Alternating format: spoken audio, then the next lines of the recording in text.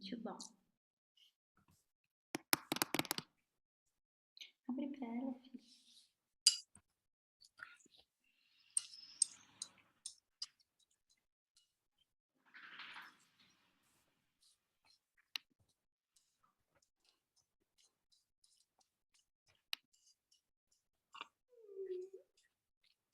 Vamos lá, então.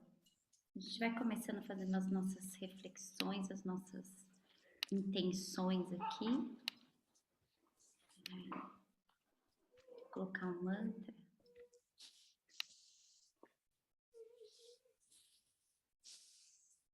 Peraí, filha.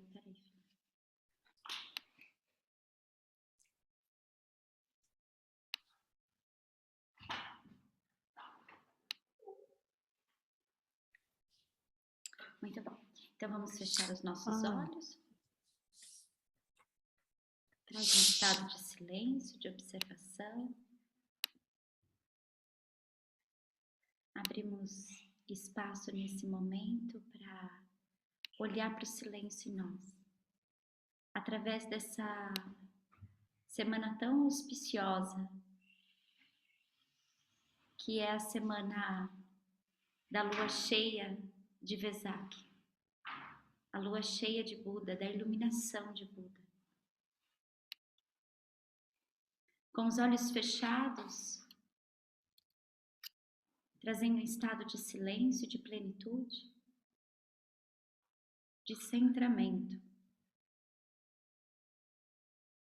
Visualize uma névoa branca entrando pela sua casa, pela porta, pelas janelas. E essa névoa branca vai se instalando em toda a tua casa, em cada cômodo da tua casa, impregnando de paz.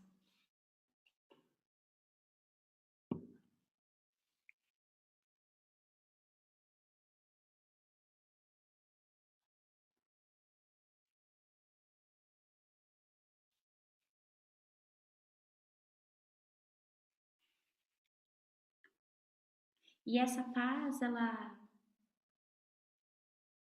vai ocupando todos os espaços, primeiramente da tua casa,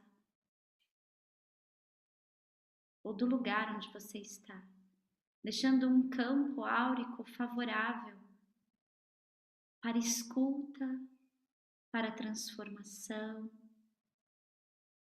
para o silêncio. Abençoado seja a consciência búdica, crística, a consciência santa dentro de cada uma de nós, que desce nesse instante sobre a nossa casa, deixando uma aura, impregnando desse estado de paz, de comunhão.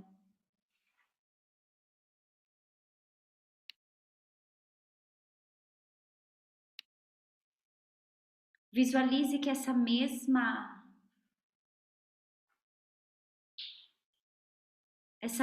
névoa branca, cristalina, começa a envolver o topo da sua cabeça e vai entrando para dentro da tua casa interior.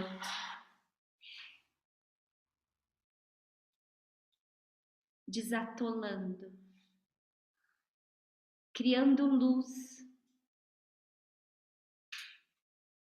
paz, unidade.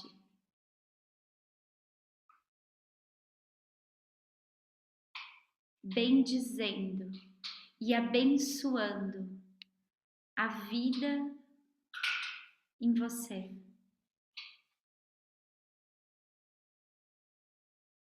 Trazendo um silêncio interior, para que haja um espaço para o encontro consigo mesmo, com a natureza e com o mistério da vida.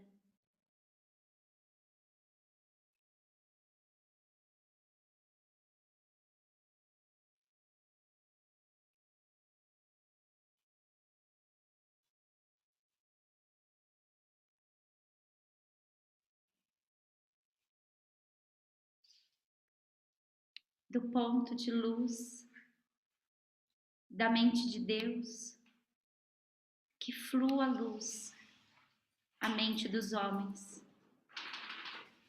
que a luz desça à terra e que desça em nosso corpo, do ponto de amor no coração de Deus, que flua amor a todos os corações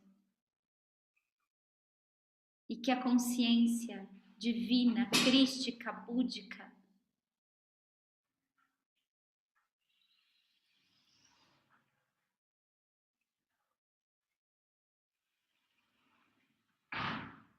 possa retornar, tocar, envolver a nossa vida, esta terra.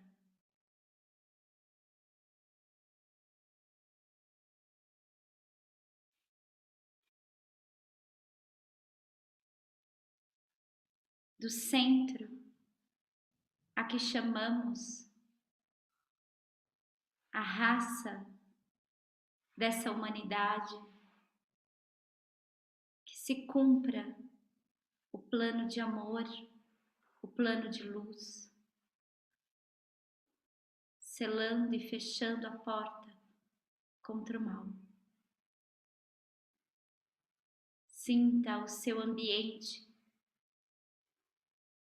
completamente propício para a sua ressignificação.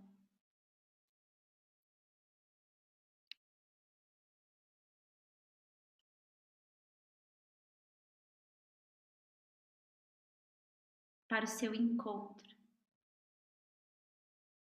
para o caminho do teu propósito. Inspira bem profundo. Solta o ar.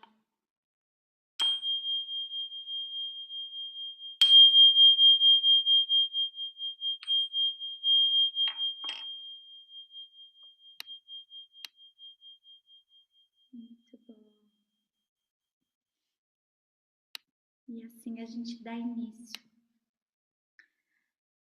à nossa noite de hoje. Eu coloquei lá uma reflexão que vem através de um poema, né? Que é um poema de Fernando Pessoa. E é um poema interessante porque reflete muito e traz muito esse lugar, esse olhar. Deixa eu desligar aqui. Esse olhar, essa sabedoria da qual a gente às vezes precisa comungar e relembrar e restaurar, né? O poema ele diz mais ou menos assim, ó. Eu peguei só um trecho dele, tá? Os deuses vendem quando dão. Compra-se a glória com desgraça. Ai dos felizes, porque são só o que passa. Basta a quem baste o que lhe basta. O bastante de lhe bastar. A vida é breve, a alma é vasta. Ter é tardar.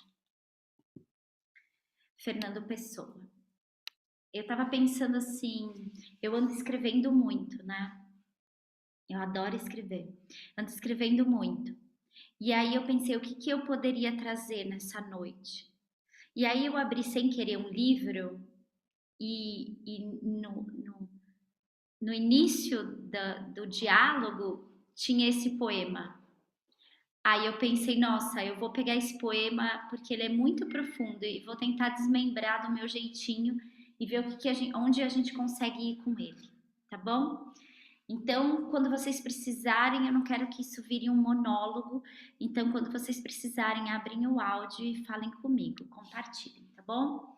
Então, a primeira etapa aqui que a gente vê nessa lua cheia de Buda é onde o nosso maior olhar e a nossa maior compreensão de iluminar a nossa consciência, onde a gente tem depositado isso? Será que a gente anda abrindo espaço para que a gente possa olhar de forma diferente aquilo que ainda é velho em nós? E às vezes aquilo que é velho e que assombra na escuridão do nosso silêncio? Eu quero começar falando da Lua, porque a gente está no momento de Vesak ainda, com um grande, e eu acho que, se eu não me engano, o último eclipse, o único eclipse lunar desse ano. E falar dessa lua é também olhar para esse poema que nos convoca a uma claridade. A lua de Vesak convoca esse lugar do despertar, E quando eu falo despertar, eu não estou falando de algo que reside só para os sábios, mas esse despertar é um olhar diferente sobre questões que às vezes nos incomodam durante a nossa jornada. Então, nesse trecho inicial desse poema de Fernando Pessoa, ele nos traz a claridade de compreender onde nós estamos colocando a nossa glória, a glória dessa nossa consciência. Então, a primeira frase é: os deuses vendem quando dão. É uma frase que tem muito sentido na Grécia antiga, que corresponde a uma visão muito mesquinha da divindade. Naquela época era essa, para os gregos era essa a visão da divindade, né?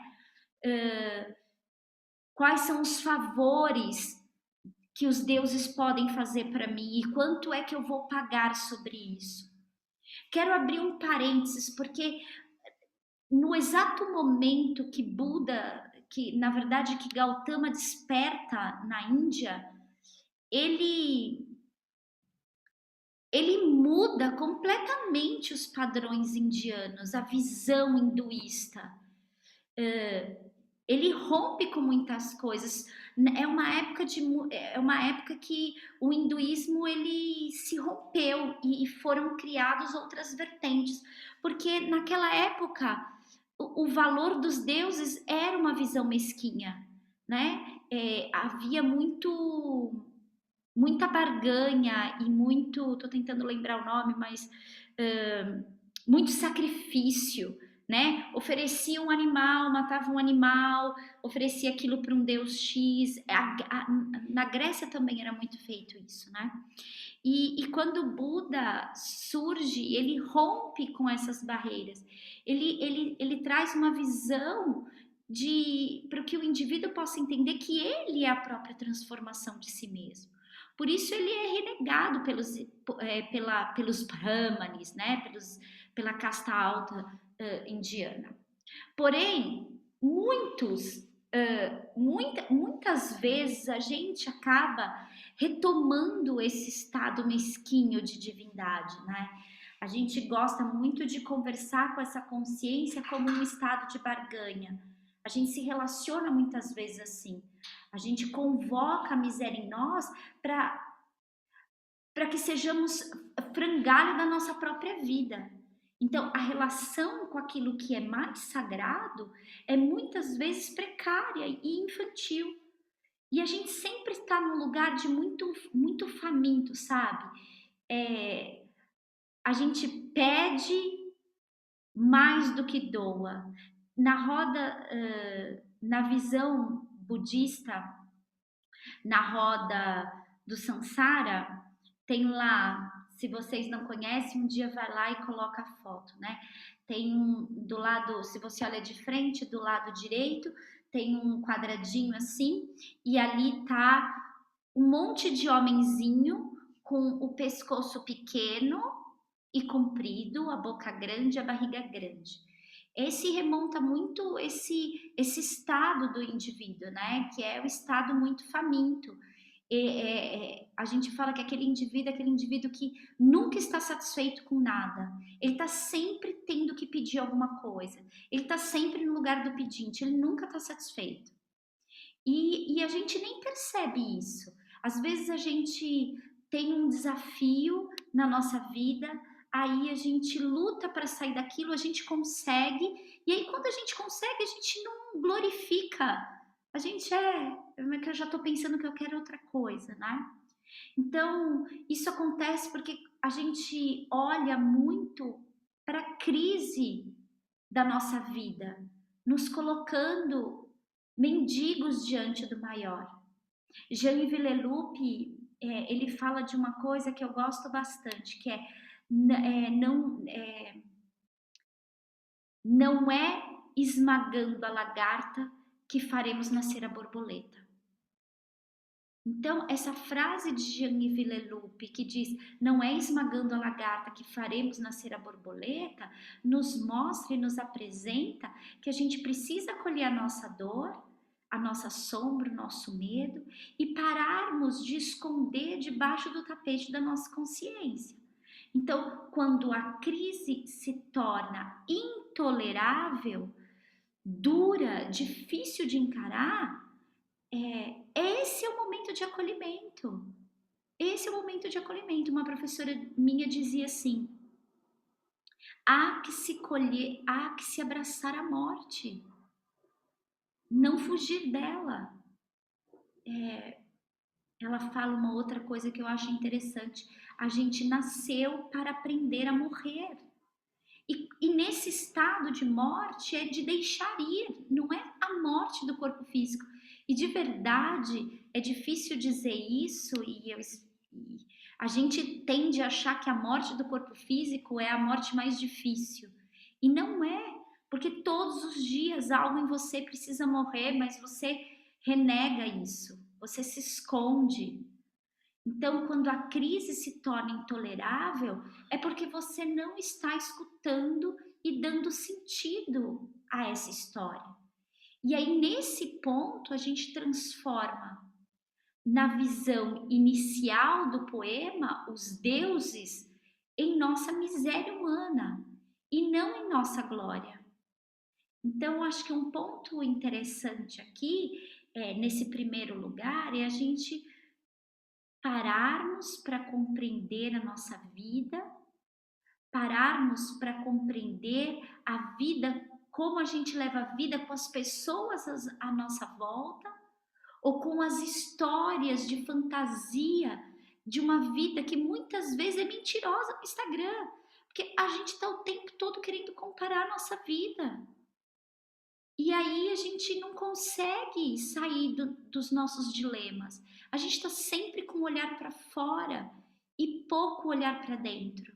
Então, não podemos pedir, por exemplo, num jardim que todas as flores têm o mesmo desempenho. Você é único e você tem que entender que você pode acolher e transmutar a sua dor, fazendo desta dor a sua claridade para esse lugar do maior em você, né? Então, eu acho que o grande olhar desse primeiro parágrafo do poema é a gente entender e parar de ser um pouco mendigo, sabe, diante da vida. Às vezes, eu falo isso para vocês, se eu estiver sendo repetitiva, vocês me cortam. Que eu sempre digo assim: pare de ser filho de Deus e comece a ser Deus. Porque enquanto você acha que tem que ser filho, você vai continuar pedindo a comida na boca. Porque você vai achar insuficiente. Porque você vai achar que você não tem capacidade de caminhar com as suas próprias pernas. E isso é importante olhar. Se eu entendo que eu e essa consciência somos um, eu tenho ferramentas para mudar a minha vida, né? Em que ponto eu não faço isso? Os indianos falam que o Akashi, que é o elemento éter, né?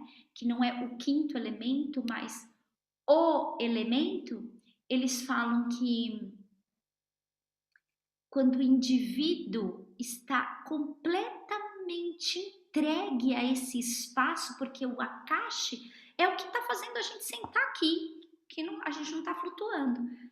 Mas o Akashi é simbolicamente aquilo que é vazio.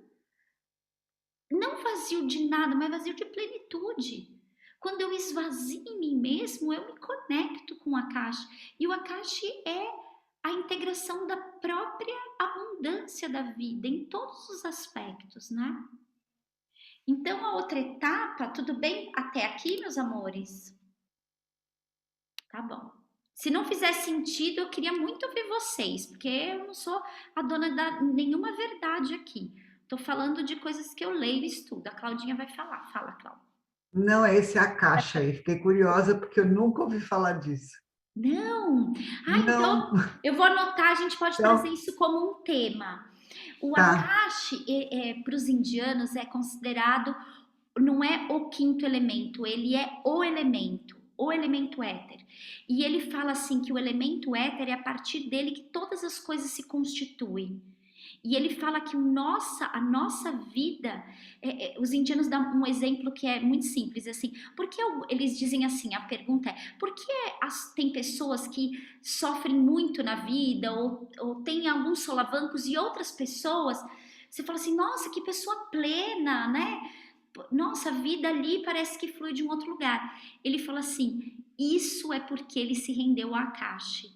Ele desatolou a si mesmo, sabe, Clau? Ele esvaziou dos excessos e encontrou o vazio. Mas o vazio para os indianos não é o vazio de nada. O nada em sânscrito é tudo. Então, quando eles falam ele se esvaziou ao nada, na verdade, ele se preencheu em tudo. Então, por exemplo, quando a gente vai para a Índia, e eu não estou dizendo que não tem tragédias lá e pessoas ruins, é óbvio que tem, mas a cultura ali é voltada muito mais para a oração, no sentido de achar esse espaço, independente da cultura de cada um, do caminho de cada um, mas é encontrar esse espaço vazio de plenitude. Então, vocês, quando cruzam na rua, você sente isso muito vivo. Aqui, a nossa cultura, no final de semana, a maioria faz o quê? Vai consumir coisas, vai comprar, vai gastar, vai comer. Os indianos não têm shopping, né? Então, o que eles vão fazer no final de semana? Eles vão para o templo, eles vão sentar, você vê muita gente sentando, meditando.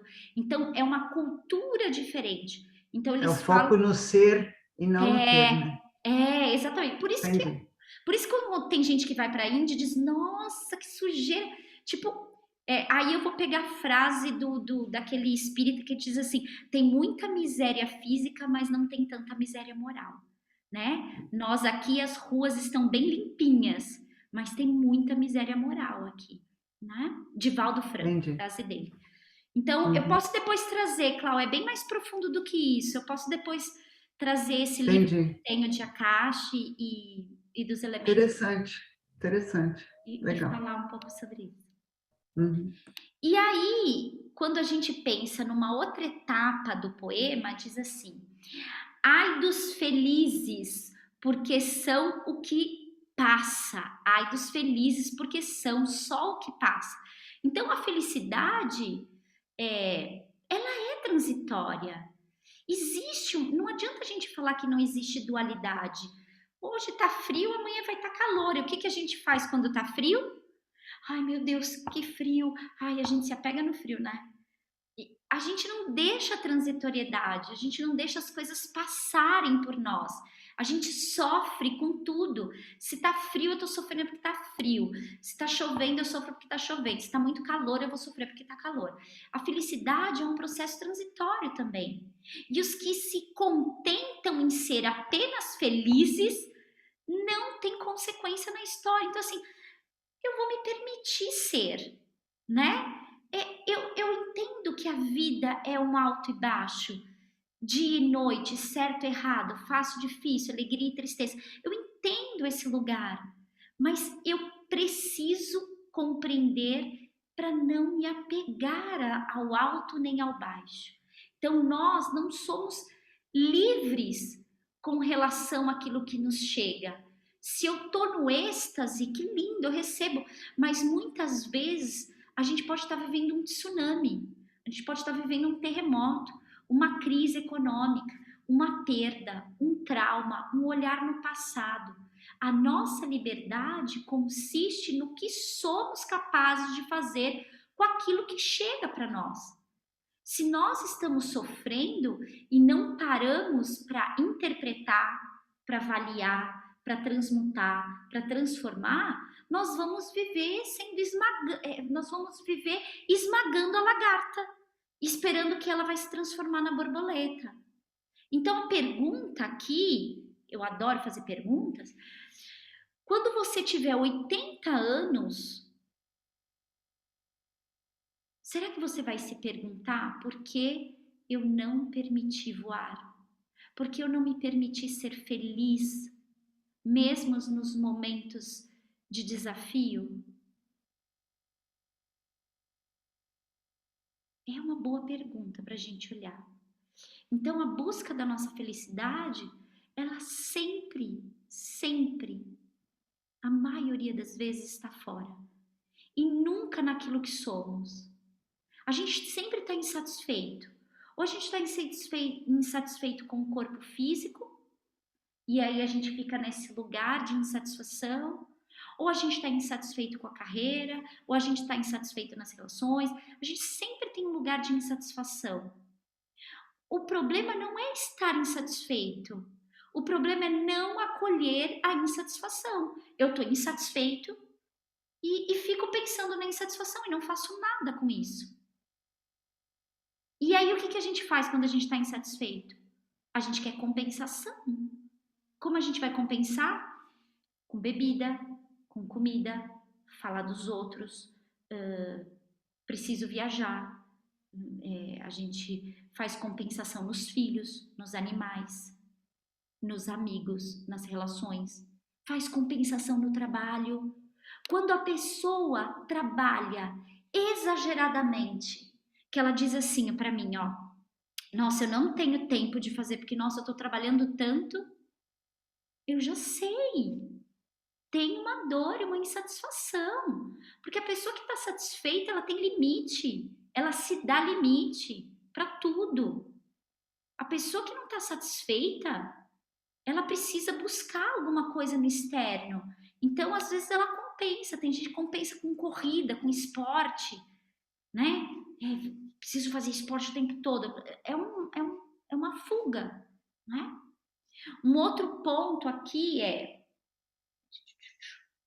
basta a quem basta o que lhe basta, o bastante de lhe bastar. Então, como falamos acima, não se basta, esse não se basta, é preciso olhar, porque sempre a gente fecha esse bastar em coisas que são externas ou no outro. Na maioria das vezes, a gente busca o olhar e a sombra também no outro, esquecendo o cisco em nossos olhos. Então, ser feliz com o que se tem virou um lago no deserto, porque todos querem, mas poucos sabem o lugar de encontrar, sabe? Então, a pergunta aqui, por quê? Por que a gente não se basta com o que somos, com o que temos? E quando eu digo esse basta nesse poema, eu também não estou falando para esse lugar de eu não quero me melhorar, eu não. Me basta, esse lugar de inércia. Não, não é isso, não. Não é o lugar de inércia. É o lugar de hoje é isso que eu tenho e isso me basta. Eu consigo ser feliz com isso. Eu não preciso olhar para a vida do outro. Eu não preciso buscar felicidade fora. Ser feliz com o que se tem é importantíssimo para que você possa dar um passo para outros lugares. O universo é repleto de abundância. Só que você só vai caminhar nessa abundância quando você sentir que aquilo te basta. Porque enquanto você ficar como a roda do Sansara, só comendo, insatisfeito, né? Comendo no sentido nada te satisfaz, a barriga está sempre grande. é isso, sempre haverá, você nunca vai sair do deserto. O deserto sempre vai fazer parte da tua história. Então estamos querendo a vida, muitas vezes a vida do outro, né? Estamos querendo coisas que são transitórias e não duradouras. Estamos olhando aquilo que é para fora e não para dentro. Então uma pessoa que olha para suas qualidades, na verdade assim, uma pessoa que não olha, vou primeiro pensar nisso, a pessoa que não olha para suas qualidades e fica satisfeito com aquilo que tem, é como uma pulga saltitante, uma barata tonta, que todo o tempo projeta as suas memórias, ou as suas experiências, ou as suas expectativas em coisas que são transitórias e passageiras. E aí você vai cegar para a tua realidade. Observa isso. Então, a gente tem muito lugar de crítica, não é? A gente gosta de criticar, a gente adora criticar. A gente critica a gente critica as nossas ações. Ah, mas a gente também adora criticar os outros. Não é isso? Adora. A pessoa que gosta de criticar o outro é porque ela está criticando a si mesmo. Quando você olha para alguém e vê uma imperfeição, é porque ela está em você. A vida é um espelho. Sinto muito em dizer isso. O problema para mim não é nem a crítica. Você sabe qual é o problema para mim? É a não consciência da crítica. Putz, estou aqui, estou criticando fulano. Ai, gente, olha eu criticando. Ai, nossa, nada a ver. Tipo, muda, né? Não, tem... O problema é nem se toca que está fazendo esse lugar. Não percebe que faz isso. E não tem a ver com o outro, tem a ver o que você está fazendo consigo mesmo. Está se fechando numa dor, sabe? Um outro ponto do poema é: a vida é breve e a alma é vasta. A vida é breve e a alma é vasta. A pergunta é: o que tens feito de tua vida?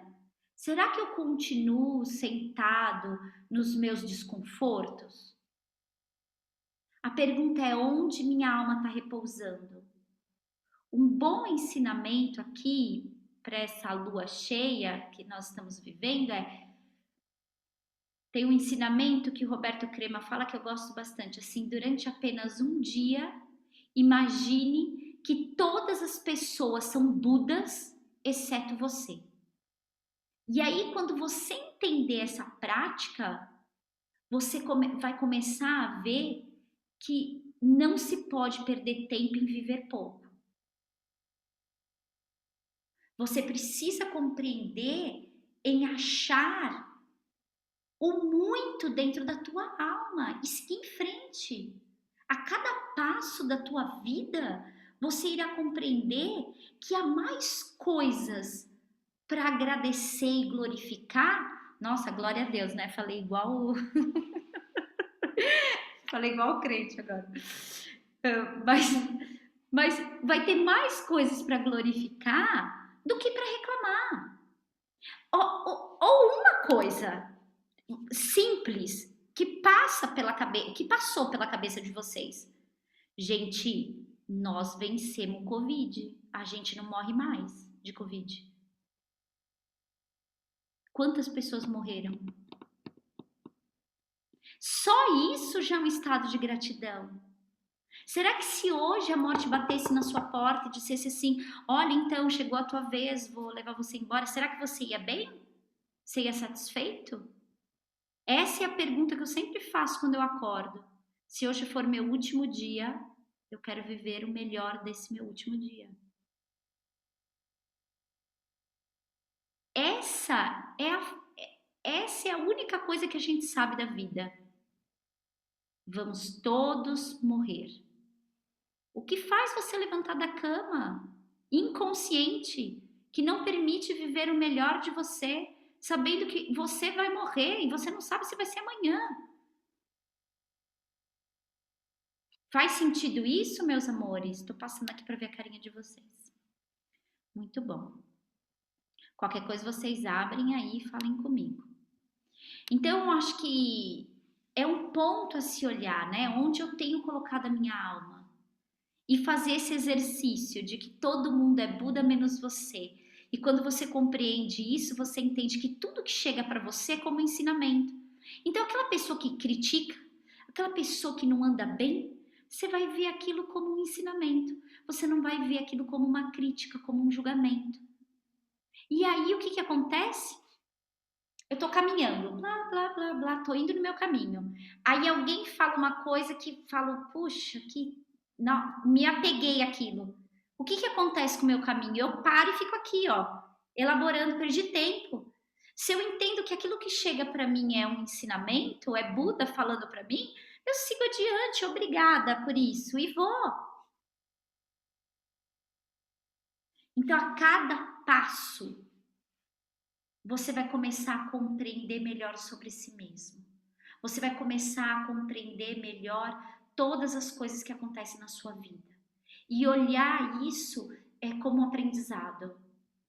Quando nós mudamos a forma de viver, nós paramos de remar em círculo. Nós mudamos a forma de ver o mundo. A gente precisa compreender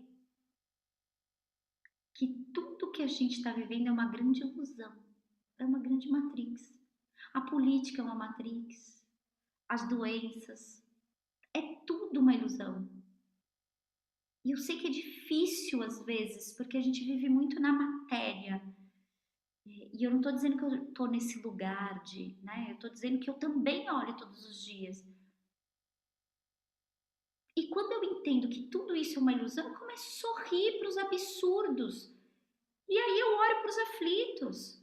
Então, se eu entendo que tudo que acontece nesse mundo é uma grande matrix, é uma grande ilusão, eu consigo sorrir para os absurdos, eu consigo orar para os aflitos, eu consigo compreender onde eu estou. Muitas vezes eu estou sorrindo para os absurdos, muitas vezes eu estou no lugar dos aflitos, mas eu sei que lugar é o meu.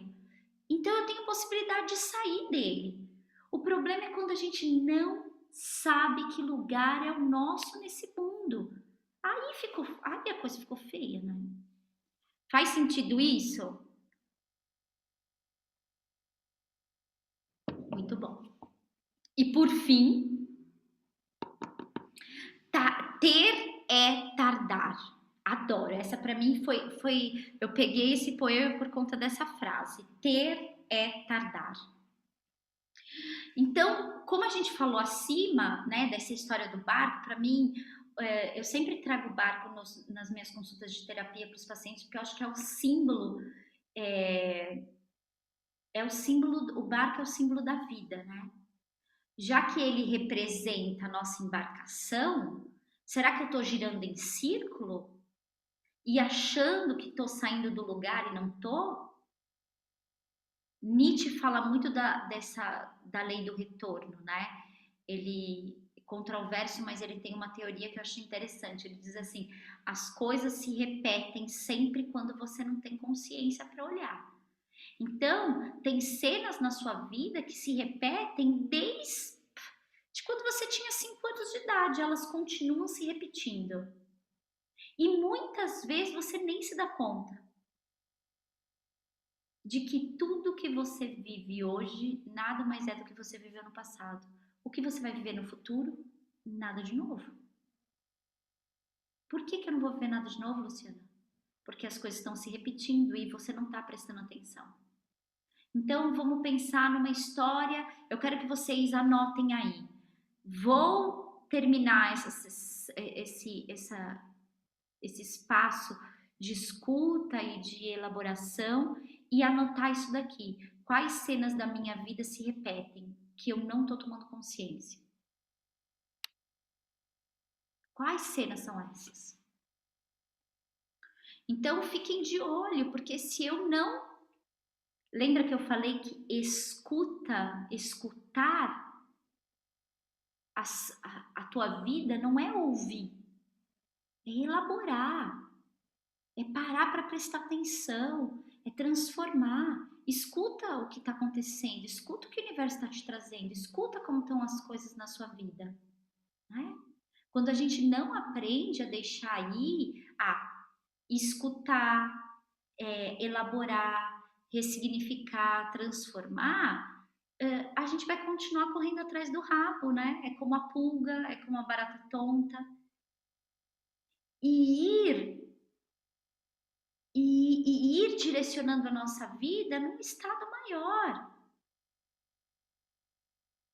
Prestar atenção, qual é o meu desejo, qual é a minha vontade. Um grande exemplo dizem os bons marinheiros, os bons navegantes, ele diz, o único naufrágio é não partir. E às vezes a gente não parte, tem gente que morre sem partir. Faça uma pergunta, será que é isso que eu quero para minha vida? Será que eu quero continuar remando o meu barco em círculos?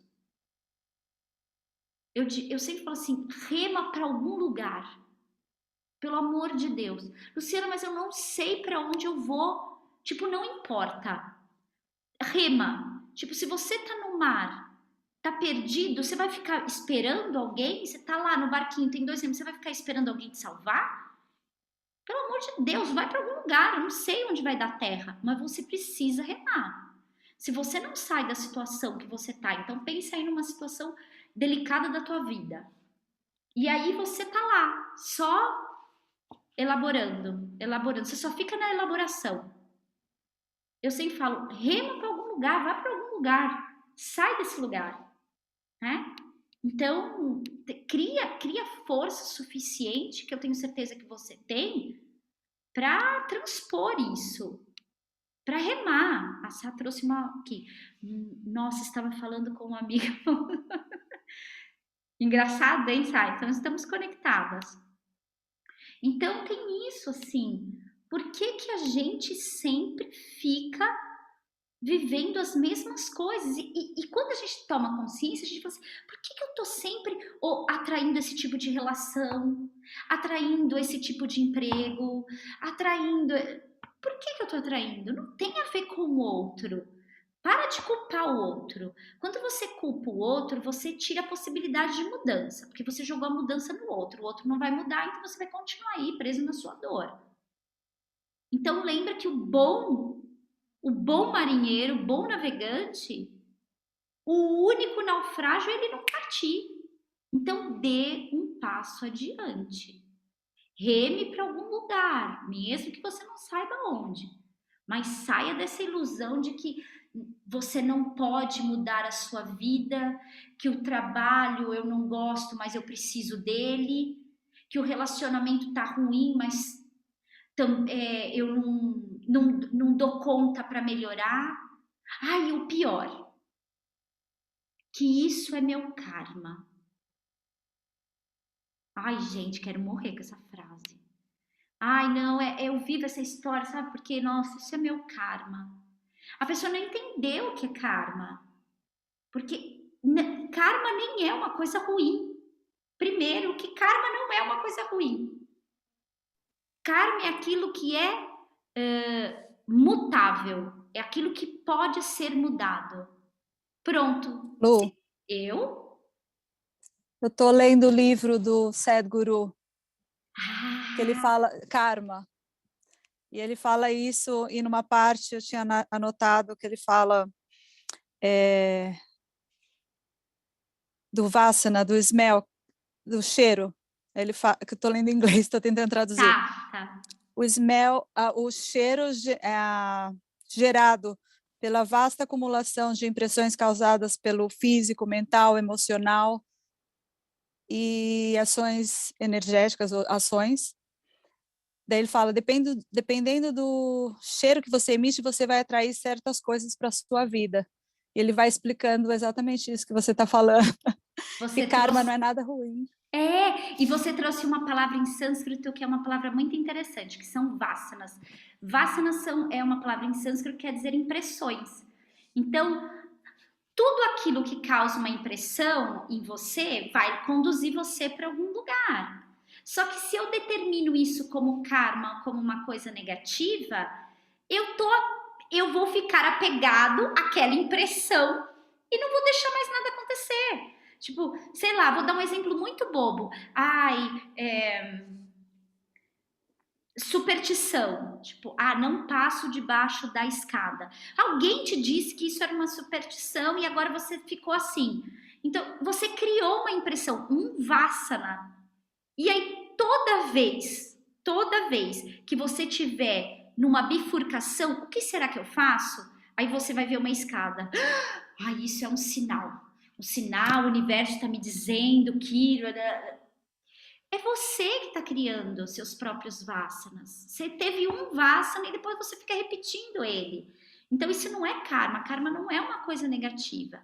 Então, se eu penso karma como algo que é fixo, ele gera impossibilidade de mudança.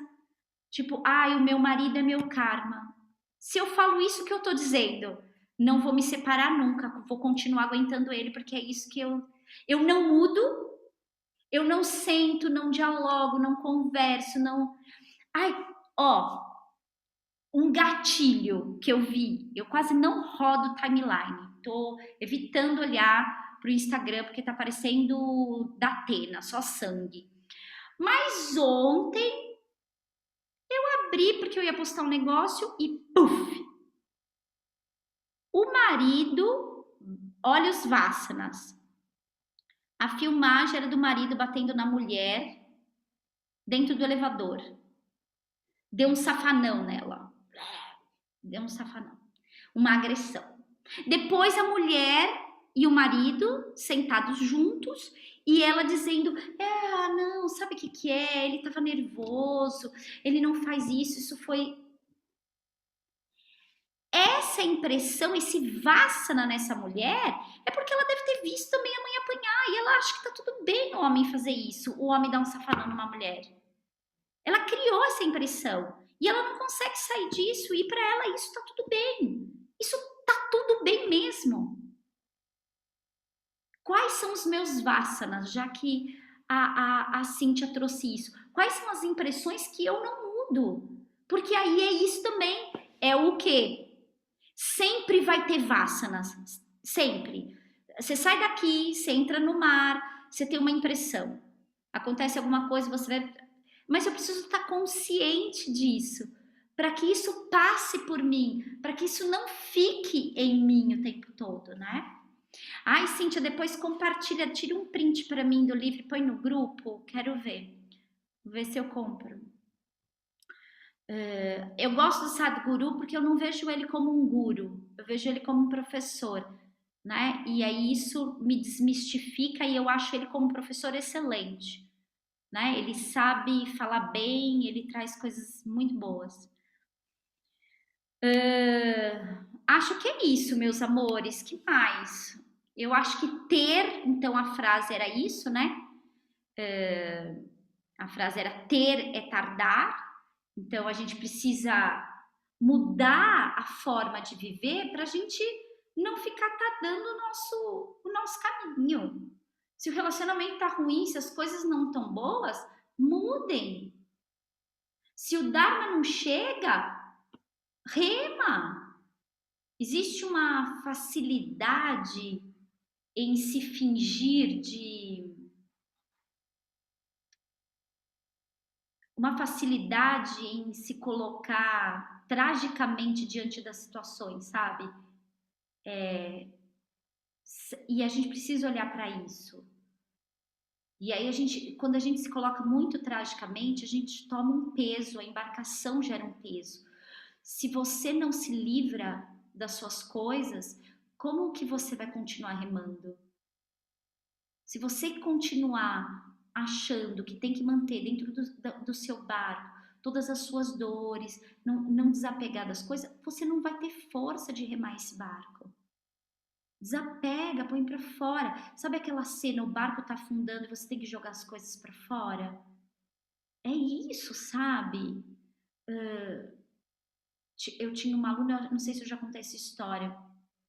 Com certeza ela já deve ter desencarnado, porque ela já era bem senhora.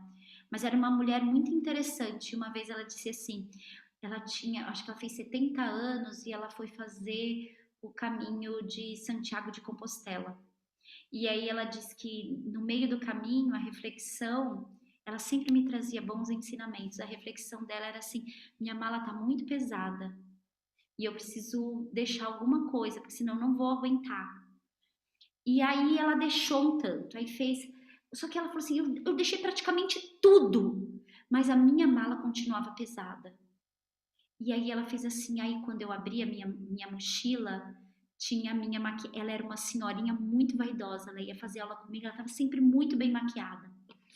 E aí ela fez assim, aí tinha o meu pó. Eu olhei para ele e fiz assim, eu acho que é você que tá pesando. E ela pega e deixa o pó. E ela disse que depois, quando ela fecha a mochila e começa a caminhar, ela falou assim, eu consegui fazer toda a trajetória. E simbolicamente é isso. Qual é o peso que a gente está carregando e que a gente não se toca, né? E eu achei esse ensinamento primoroso, assim, porque era um lugar dela que dava peso para ela, né? Era uma mulher que vivia num ciclo social bem diferenciado, então aquelas senhorinhas que tem que, né? E ela entendeu que aquilo era muito para ela, que aquilo era pesado. Então olha para você, o que é que está te dando peso que não faz você remar para o Dharma? Que não faz você dar um passo adiante? Difícil é tomar coragem e seguir com o coração. O que é difícil não significa que é impossível. Será que é difícil amar a vida com todas as coisas? Ou continuar vivendo se enganando que esse deve ser o seu karma? Observa, faz essa autoanálise. Observa a si mesmo, né? É isso que eu tenho que viver, né? A minha história foi escrita desse jeito. Uma outra coisa uma frase que eu gosto bastante assim, você pode se inclinar aos astros, mas os astros não podem se inclinar a você. Ah, eu nasci na lua X, nada contra astrologia. Nasci na lua X, com não sei o que Y, com sol não sei o que, é por isso que eu sou assim. Ah, pelo amor da glória, né? Se eu acredito que eu estou fadado a isso, eu posso me inclinar aos astros, mas os astros não podem se inclinar a mim. Eu tenho livre mudança o tempo todo. Ah, eu sou de touro. Touro é blá blá blá blá blá blá blá. É por isso que eu sou assim. Precisamos parar, isso é muito crença, sabe? Aquilo que você é muito maior do que isso. Tipo, não posso fechar a minha vida nesse lugar. Eu tô fechando a minha grandiosidade num ponto. Se minha lua tá em peixes e eu sou assim, tipo, eu tô fechando a minha emoção, o meu estado emocional nesse lugar só, com tudo que tem de bom e de ruim. Então a gente precisa parar de levar esse tipo de coisa tão a sério, sabe? Eu posso olhar, eu posso me inclinar, mas eles não podem se inclinar sobre mim. Tá bem? Perguntas, dúvidas, meus amores? Então tá bom. Então vamos fazer nossa meditação. Pode deitar, fechar os olhos, o que for confortável aí.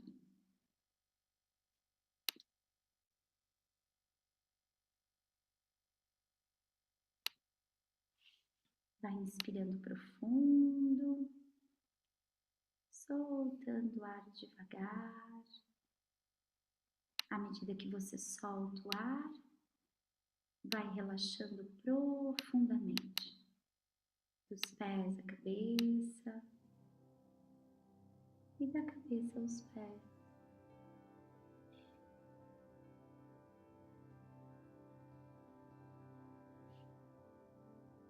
do centro para as extremidades e das extremidades para o centro.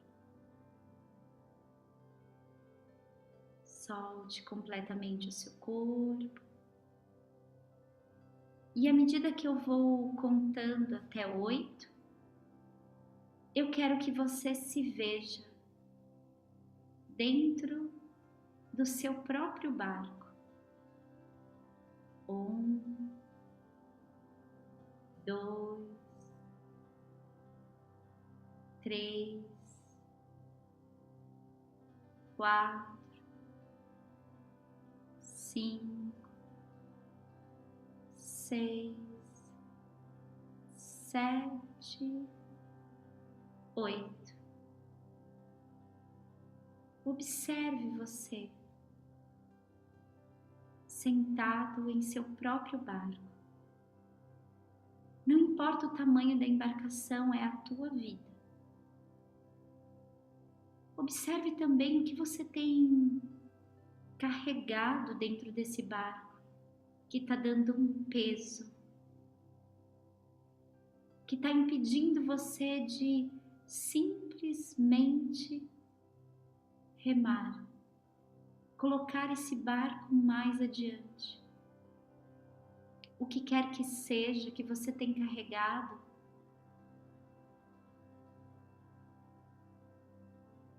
segure cada coisa em suas mãos, seja coisas materiais, sentimentais, emocionais, seja algo dentro da sua psique. Segura isso em suas mãos e agradeça. E à medida que você agradece, você deposita no mar. E à medida que faz isso, você sente o seu corpo mais relaxado. Deixe com que as coisas surjam naturalmente, sem nenhum esforço. E vai colocando cada coisa para fora do seu barco.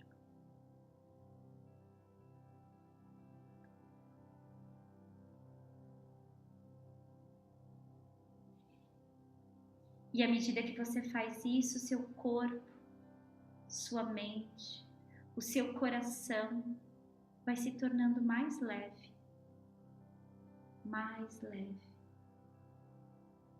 Sente como se você mudasse a vitalidade do seu corpo. Sente que com isso seu corpo se torna mais jovial, porque agora você não precisa fazer mais força para viver, para caminhar. Você não precisa fazer mais força para sorrir, se divertir. Você não precisa fazer mais força para se amar. Veja o quão lindo é a tua vida.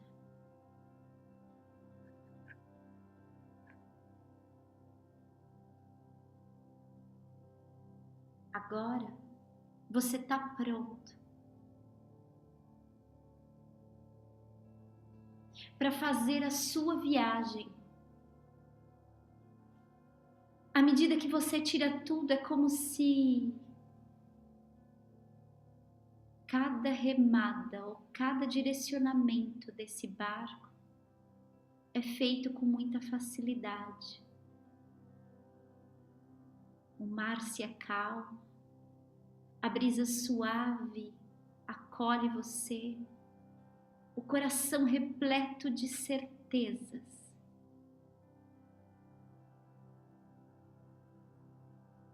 Você sabe que essa é a sua jornada.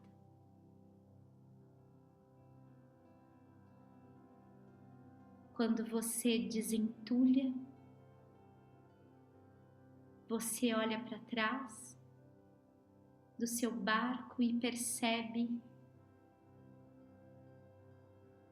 um verdadeiro capitão olhando e sorrindo para você, dizendo: você nunca está sozinho.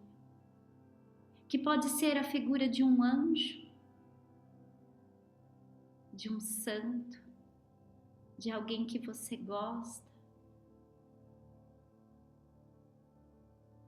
E saber que está sempre acompanhada te dá mais força para continuar seguindo adiante.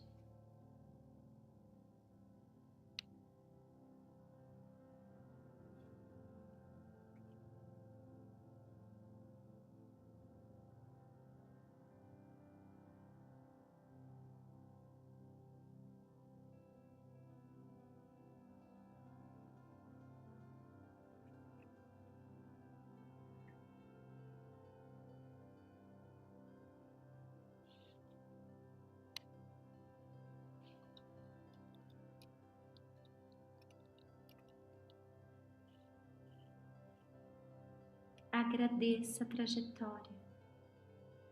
Ela ainda não terminou. Tem muitas experiências para serem vividas. Muitos amores, muitas alegrias, muitas lágrimas, mas acima de tudo, você tem agora um coração que é o seu guia.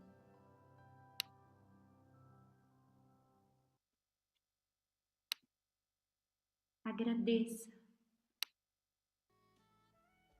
por sair do círculo e começar a remar.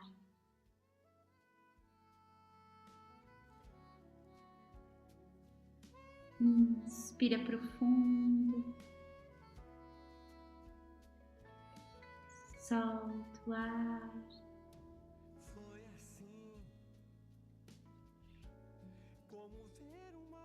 E comece a agradecer a tua vida. Por tudo que você tem. Por tudo que lhe faltou. Mas acima de tudo, por tudo que ainda há de chegar. De novo. Inspira. Solta o ar.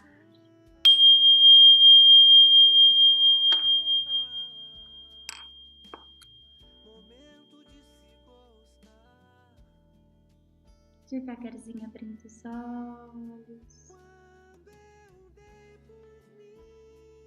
Mãos à frente do peito, os olhos fechados.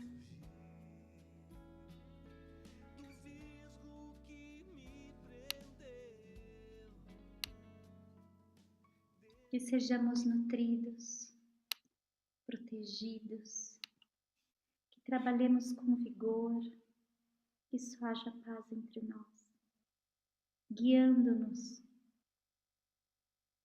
do irreal para o real, da morte para a imortalidade e da sombra para a luz.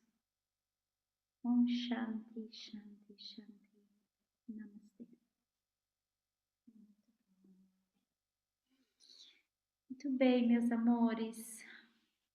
Espero que tenha sido bom, gostoso e que aqueceu um pouquinho os nossos corações.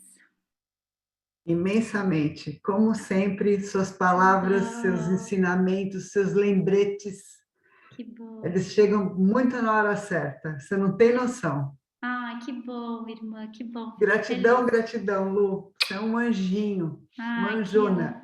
Obrigada. Um beijo enorme. O mês que vem a gente se vê, mas ó, de verdade, mandem mensagens para mim. Eu não ligo de responder. Não achem que vocês precisem caminhar sozinhos. Às vezes uma boa jornada precisa de alguém para dar um sopro, sabe? Porque às vezes a gente tem lugares que a gente fala, não sei, eu quero dar uma remada, mas tem alguma coisa que está me impedindo. Então assim, eu não ligo. Mandem mensagem para mim no meu celular particular. O que vocês precisarem, eu tento responder e ajudar do jeito que eu consigo. Tá bom? Beijo grande. Obrigada, Lu. Boa noite. Obrigada, Lu. Boa noite. Boa noite. Obrigada, gente. Boa noite. Tchau.